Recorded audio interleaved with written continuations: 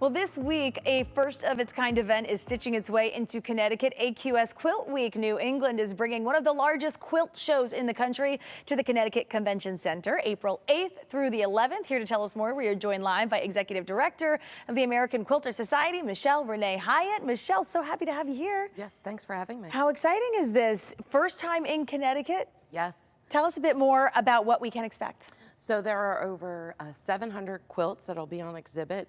About 300 of those are in our competition. We give away almost $55,000. Will be awarded tomorrow and presented on Wednesday.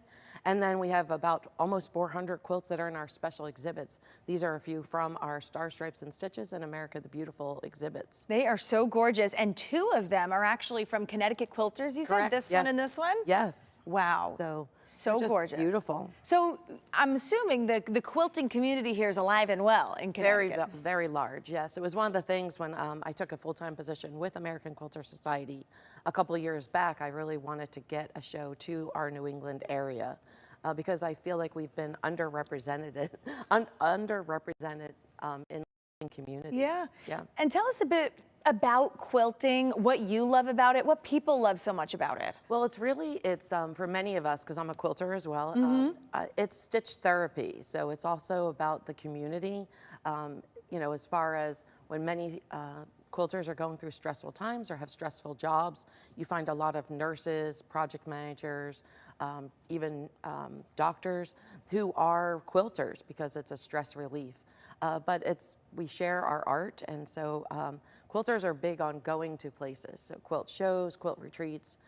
It's a very good experience. Yeah, and what's so wonderful, you were telling me a bit more about what's going on this week. There are some workshops, there are speakers. Tell us what people can we have over 80 workshops. Yeah. We have lectures, lunch and learns. We have evening events, so we have Quilters Family Quilt Freeze Frenzy is our game night.